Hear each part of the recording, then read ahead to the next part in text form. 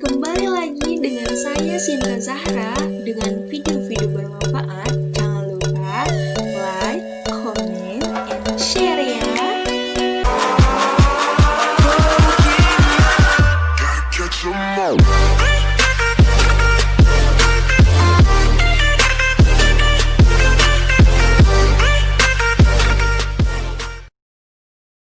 Assalamualaikum warahmatullahi wabarakatuh. Kali ini saya ingin membahas materi tentang turunan.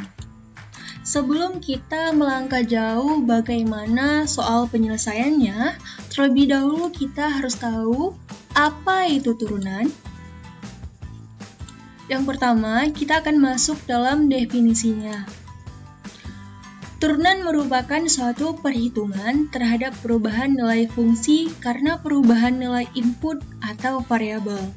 Turunan dapat disebut juga sebagai diferensial dan proses dalam menentukan turunan suatu fungsi disebut sebagai diferensiasi. Menggunakan konsep batasan yang sudah menginvestigasi, turunan dapat didefinisikan sebagai f(x) sama dengan limit yang dimana H menuju 0, F dalam kurung X tambah H dikurang dengan Fx diperkan dengan H. Turunan tersebut didefinisikan sebagai batas dari perubahan rata-rata dari nilai fungsi terhadap variabel X. Nah, yang kedua, kita akan memasuki penerapan dari turunan. Yang pertama ada turunan dapat diterapkan untuk menghitung gradien dari garis singgung suatu kurva. Yang kedua, turunan dapat digunakan untuk menentukan interval di mana suatu fungsi naik atau turun. Yang ketiga, turunan dapat diterapkan untuk menentukan nilai stasioner suatu fungsi. Yang keempat, ada turunan dapat menyelesaikan masalah yang berkaitan dengan persamaan gerak. Dan yang terakhir, turunan dapat digunakan untuk menyelesaikan permasalahan maksimum dan minimum. Nah, yang ketiga, kita akan memasuki rumus dari turunan. Rumusnya di sini ada 6. Yang pertama, ketika kita diberikan suatu fungsi f(x) di sini sama dengan c. Dengan c di sini adalah konstanta atau angka. Contohnya seperti 1, 2, 3, atau sebagainya. Turunan dari fungsi tersebut adalah f aksen x sama dengan 0. Jadi angka-angka konstanta yang telah diberikan 1, 2, ataupun 3 akan berubah menjadi 0 kalau diturunkan. Yang kedua, ada fungsi fx sama dengan x. Turunan dari fungsi tersebut adalah f aksen x sama dengan 1. Yang ketiga, ada fx sama dengan ax pangkat n. Dan jika diturunkan dari fungsi tersebut menjadi f aksen x sama dengan anx pangkat n kurang 1. Nah, rumus turunan yang keempat, penjumlahan fungsi, di mana hx sama dengan fx ditambah dengan gx.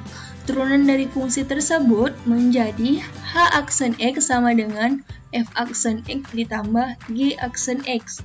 Pengurangan fungsi yang kelima ada pengurangan fungsi, di mana hx sama dengan fx dikurang dengan gx. Fungsi tersebut menjadi h aksen x sama dengan f aksen x dikurang dengan g aksen x. Dan yang terakhir ada konstanta perkalian dengan suatu fungsi kf dikali dengan x. Dan turunan fungsi tersebut adalah k dikali f aksen x. Nah, kita sudah tahu rumusnya seperti apa, penerapan dan definisi turunan tersebut. Kita akan memasuki contoh soalnya.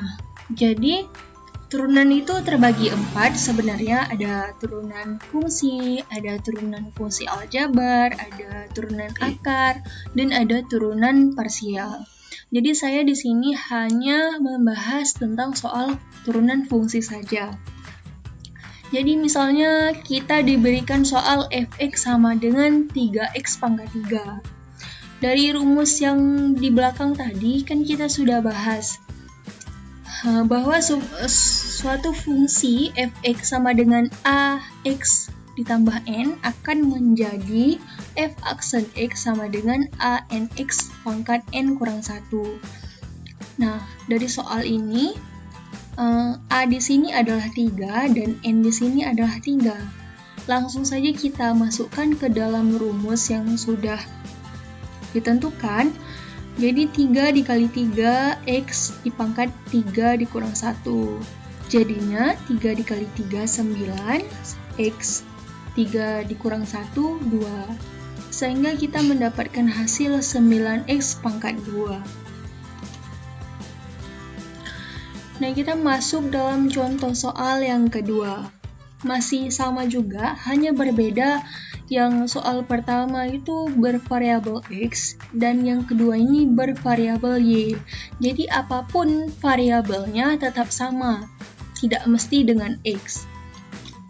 Contoh soal kedua adalah min 5y dipangkatkan dengan min 3. Sama halnya dengan contoh soal yang pertama, yaitu a-nya di sini adalah min 5, n-nya di sini adalah min 3.